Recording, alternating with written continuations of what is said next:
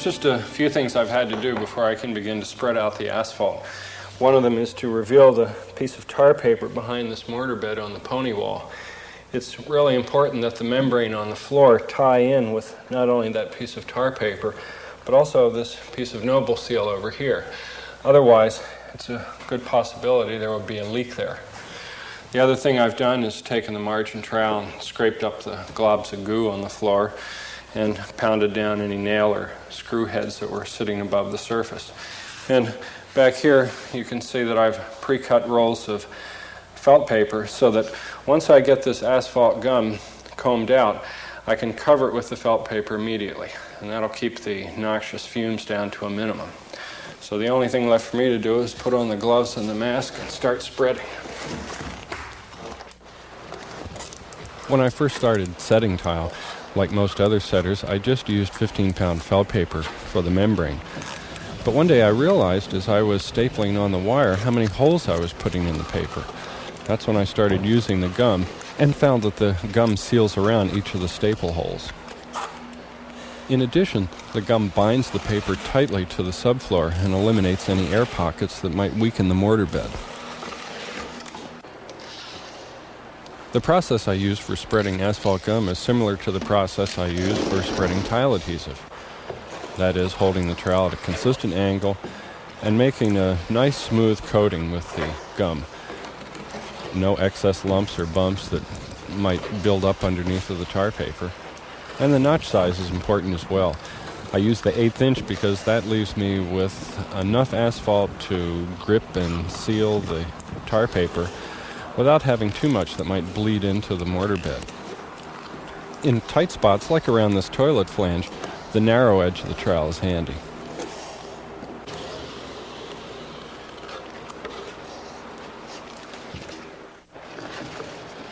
To speed up this portion of the job, I've pre-creased the paper. This will allow the membrane to run unbroken from the floor to the area behind the mortar bed of the cove tiles. And to keep the paper flat against the floor, I put the natural curve of the paper down.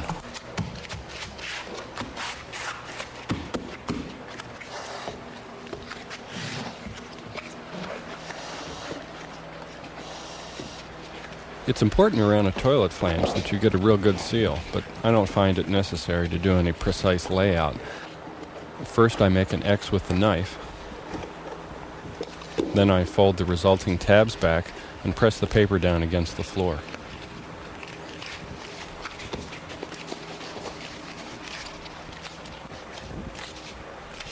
Then going back to the tabs, I maneuver them under the flange, trim them away if necessary with the knife,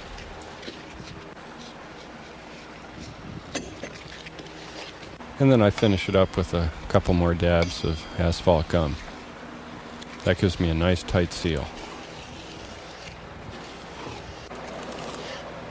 If more than one piece of paper is needed, I'll overlap the pieces by at least 2 inches and seal the overlap with asphalt gum. Gum here really helps at a point where it's difficult or impractical to overlap the membrane.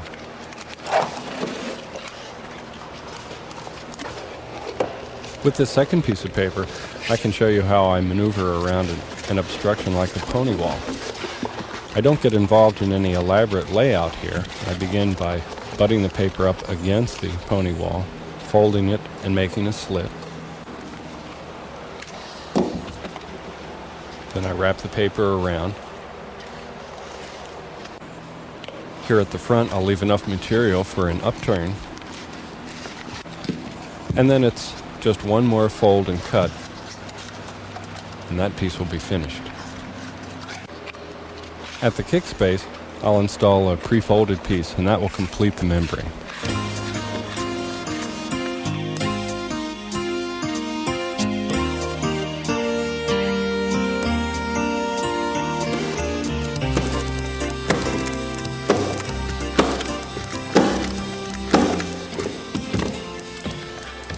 Now you may have noticed here that I am not running the wire right up to the wall. And the reason for that is that I need to put an expansion joint here. You remember I said earlier that I'm going to be having a cove tile set on the wall. Now, it's going to be sitting on its own mortar bed, and it's important that the mortar bed on the wall not meet the mortar bed on the floor. The reason for that is any movement in the wall will cause a crack right along this portion of the cove tile.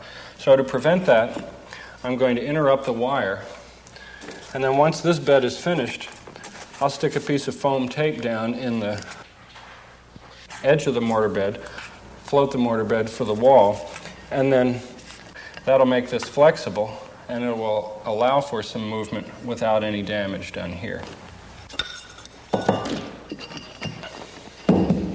Now, one of the things about stapling down wire is that it's just like fabric, and it can stretch and distort. So you don't want to do too much tucking on it. The important thing is to hold down the wire with one hand close to where you're stapling. Now, before I get any more staples in this area, what I want to do is trim around the toilet flange and then peel back the wire a little bit.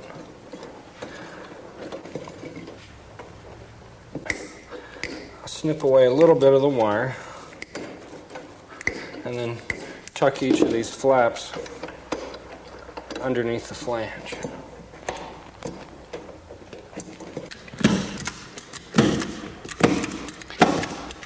You'll notice that the toilet flange here is sitting pretty high off the floor. Now that's to allow the full depth of the mortar bed plus the thickness of the tile to fit directly underneath this flange where it should be.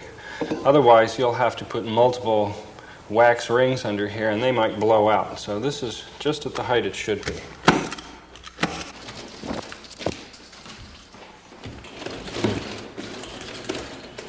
Two important things about the wire. You always want to have the natural curve of the wire hugging the floor rather than having the ends fly up.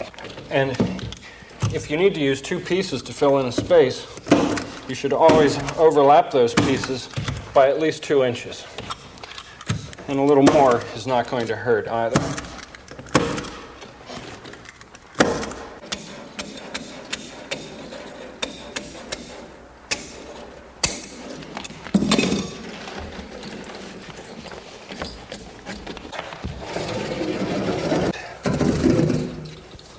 That's just to help me to locate where I have to cut the wire.